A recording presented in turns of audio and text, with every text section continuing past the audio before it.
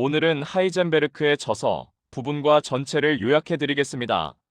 저자는 독일의 이론 물리학자이며 양자역학의 선구자로서 불완전성의 원리를 발표하고 노벨 물리학상을 받았습니다. 이 책은 과학자로서 걸어온 삶을 회고하면서 1969년에 쓴 자서전적 저서이며 불멸의 과학 고전입니다. 그는 원자 물리학뿐만 아니라 인간적, 철학적, 정치적 주제에 관한 것들을 논하면서 삶을 통해 세상 전체를 이해하고 해석하려고 노력했습니다. 1장 원자이론과의 첫 만남, 1919년부터 1920년까지 1차 세계대전이 끝나고 혼란스러운 분위기 속에서 원자의 세계에 대해 친구들과 토론했습니다.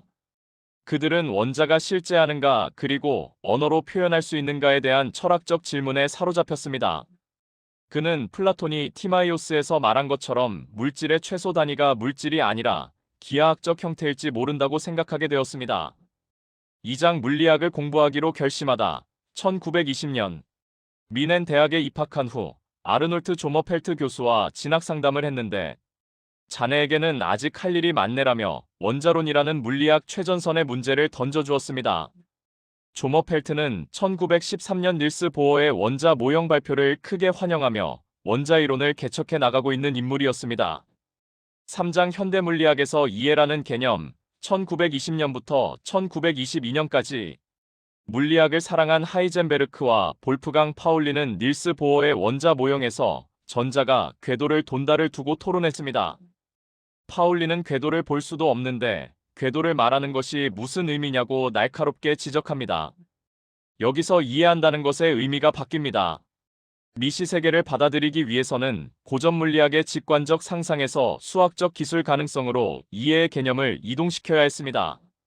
4장 정치와 역사에 대한 교훈, 1922년부터 1924년까지 괴팅겐에서 열린 보어 축제에 조머펠트 교수를 따라간 그는 닐스 보어를 처음 만났습니다. 하이젠베르크가 보어의 강연에 날카로운 질문을 던지자 보어는 그를 따로 불러 산책을 제안합니다. 그들은 원자의 안정성 문제와 당시 바이마르 공화국의 정치적 불안정성을 연결하며 과학과 정치가 무관하지 않음을 이야기합니다. 5장 양자역학과 아인슈타인과의 대화, 1925년부터 1926년까지 하이젠베르크는 보어 모형과 같이 관측 불가능한 개념 대신 측정 가능한 양들만을 사용하여 양자역학의 기본 법칙을 세우려고 고심했습니다. 1925년 그는 행렬역학으로 양자역학의 기본 법칙을 설명하고 베를린에서 아인슈타인과 대화를 하게 되었습니다.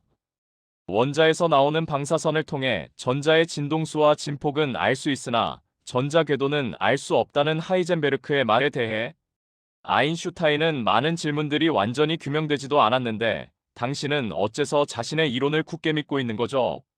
이론이 바로 세워져야 비로소 무엇을 관찰할 수 있을지를 결정한다고 하며 양자역학에 대한 의구심을 표현했습니다. 이 대화를 계기로 하이젠베르크는 관찰이라는 행위 자체의 철학적 의미를 다시 생각하게 됩니다. 6장 신대륙으로 떠나는 길, 1926년부터 1927년까지 콜럼버스가 신대륙을 발견했을 때와 마찬가지로 우리도 과학의 신대륙을 발견하기 위해 각오가 필요하다고 하이젠베르크는 생각했습니다. 양자역학에 대하여 물리학계의 거장 슈레딩거는 양자도약이라는 불연속적인 개념을, 아인슈타인은 불확정성의 원리를 받아들이지 못하자 양자역학은 거센 도전을 받았습니다. 7장 자연과학과 종교의 관계에 대한 첫 번째 대화, 1927년 초 솔베이 회의에 참석하기 위해 모인 과학자들은 자연과학과 종교에 대해 서로 이야기했습니다. 과학과 종교를 결부시키는 것이 옳은 것인지, 그리고 둘의 관계를 어떻게 받아들여야 하는지에 대해 자기 의견들을 내놓았습니다. 이때 하이젠베르크는 자연과학은 객관적인 지식이고 종교는 주관적인 믿음이어서 둘은 완전히 다르다고 말했습니다. 막스 플랑크는 이 둘을 하나로 보았고 아인슈타인은 신을 우주의 중심 질서로 보았는데 나머지 과학자들 중 많은 사람들은 종교를 부정하였습니다. 닐스 보어는 이야기 하나를 들려주었습니다. 미신을 믿지 않는 한 남자가 자기 집 현관 앞에 말편자를 걸어두었죠. 그리고 주변 사람들에게 나는 믿지 않는데 행운을 가져다 준다고 하더군이라고 말했어요. 8장 원자 물리학과 실용주의적 사고방식, 1927년부터 1929년까지 솔베이 회의 후 5년간 원자 물리학의 황금 시대를 맞이하였고 라이프치히 대학에서 강의하게 되었습니다. 그는 교수 임용 전에 1년 동안 미국 여행을 바튼과 함께 다녀왔습니다. 격렬한 토론을 하는 유럽과는 달리 언제든지 수정될 수 있다는 실용주의적 입장을 취하는 미국 과학자들의 모습에 놀랐습니다. 구장 생물학, 물리학, 화학의 관계에 대한 대화 1929년부터 1932년까지 미국과 일본 여행을 마치고 돌아온 후 라이프치히 대학에서 강의하고 원자물리학 세미나와 코펜하겐 학파와의 협력 연구를 진행했습니다. 휴가 때면 보어의 시골집에서 소수의 과학자들과 학문적인 대화를 나누었습니다. 보어는 상보성을 자연기술의 중심적인 특성으로 받아들였고 물리학과 화학이 하지 못한 유기체의 의식의 존재도 양자역학에서 다루어야 한다고 말했습니다. 10장 양자역학과 칸트 철학 1930년부터 1932년까지 시간이 지나면서 하이젠베르크와 함께 과학을 연구하게 된 사람들의 수가 늘어났고 그들은 철학 토론도 하게 되었습니다. 그중 전자방출 같은 사건의 원인을 알 수 없다는 말은 칸트의 인과율과 양자역학의 확률론적 해석 둘 중 하나는 틀린 것이 아니냐가 중심 논제였습니다. 오랜 토론 끝에 인과율은 틀린 것이 아니라 거시세계에 한정된 것이며 양자역학과 같은 미시세계는 관찰장치와 대상의 상호작용을 무시할 수 없다는 결론을 내렸습니다. 11장 언어에 대한 대화 1933년 히틀러가 수상으로 임명되고 난 후 하이젠베르크는 옛 친구들과 보어의 산장에서 휴가를 보냈습니다. 보어가 캘리포니아에서 찍은 안개 상자 사진 한 장을 가져와서 격렬한 토론을 하였습니다. 그들은 양자역학의 실험 관찰을 고전 물리학적 개념으로 설명하기에는 언어적 한계가 있다는 사실을 깨달았습니다. 이 때문에 양자역학을 설명할 때 정확성을 위해 수학적 도구를 사용해야 했습니다. 12장 혁명과 대학생활 1933년 1933년에 하이젠베르크가 라이프치히 연구소로 돌아왔을 때 유능한 과학자들이 독일을 떠났습니다. 한 번은 강의를 듣던 나치 대학생이 혁명적인 학문은 선택하면서 정치는 왜 혁명을 지지하지 않는지 따져 물었습니다. 정치적 상황은 더욱 악화됐고 그는 이민을 가는 문제를 고민하다가 결국 독일에 남기로 결정했습니다. 13장 원자 기술의 가능성과 소립자에 대한 토론 1935년부터 1937년까지 정치적 불안정성으로 과학계가 뒤숭숭했음에도 불구하고 원자 물리학은 급속도로 발전했습니다. 영국의 코크로프트와 월트는 양성자를 가속시킬 수 있는 장치를 만들었고 미국에서는 사이클로트론을 이용하여 핵물리학 실험이 진행되었습니다. 그 결과 원자핵의 구성과 그 안에서 작용하는 힘에 대해 많은 사실을 알게 되었습니다. 하이젠베르크는 보어를 만나 원자핵에 대한 견해차를 좁히기 위해 코펜하겐을 방문했습니다. 거기서 보어와 러더퍼드를 만나고 원자핵 반응으로 에너지를 얻는 것은 아직 멀었다고 생각했습니다. 한편 폴 디렉이 예언했던 반물질은 실험을 통해 기정사실이 되었고 자연 속에서 에너지가 물질로 변환되는 과정이 일어난다는 것을 알게 되었습니다. 14장 정치적 파국에서의 개인의 행동 1937년부터 1941년까지 나치 정권은 날로 강해졌고 독일에 남아있던 과학자들은 절망했습니다.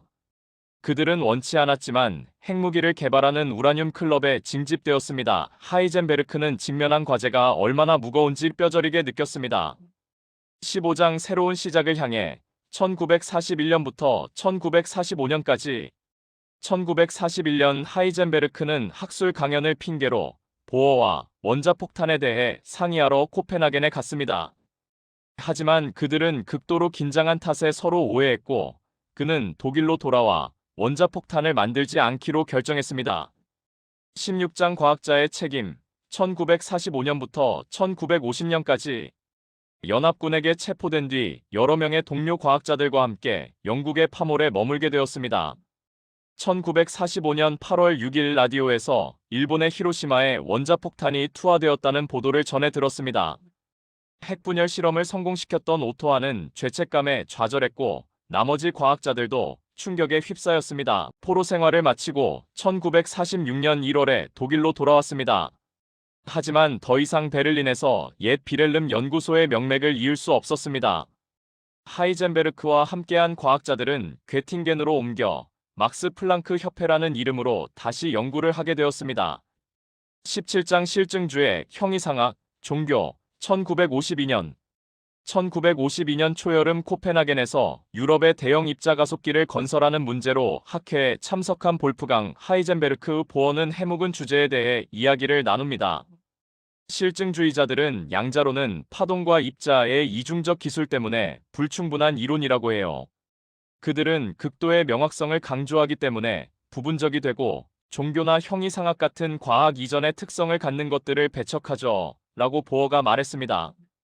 하지만 중심 질서로부터 오는 나침반을 조절하는 능력을 잃어버리면 나치의 수용소나 원자 폭탄을 능가하는 끔찍한 일이 일어나지 않을까 우려가 돼요. 라고 하이젠베르크가 말했습니다.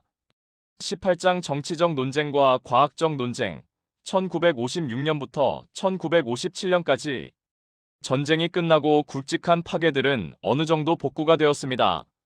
칼스루에의 원자 기술센터를 짓고 미넨으로 막스 플랑크 연구소를 이전하기로 했습니다. 다시금 정치계에서는 핵무장론이 등장했고 과학자들은 괴팅겐 18인 성명서를 통해 반대했습니다.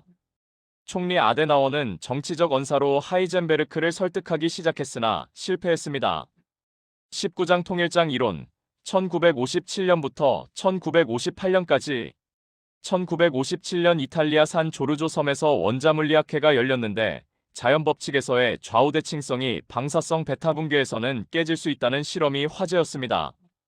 사실 중성미자의 존재를 처음으로 예견한 사람은 볼프강이었으나 좌우비대칭성까지는 몰랐습니다. 그러다 리정다오와 양전링이 비대칭성을 주장하고 우젠슌이 실험으로 증명하였습니다.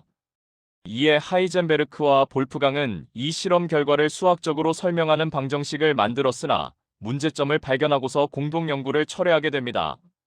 20장 소립자와 플라톤 철학 1961년부터 1965년까지 신세대 물리학자들 중 한스 페터 뒤르는 소립자 통일장 이론에 관심을 가졌습니다.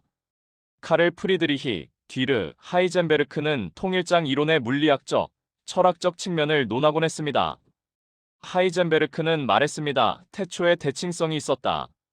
그는 인생의 마지막 장에서 고등학교 시절 가졌던 의문을 회상합니다. 플라톤의 물질들의 표상인 정다면체는 자신이 발견한 소립자의 대칭성과 비교할 수 있을 것이라고 말입니다.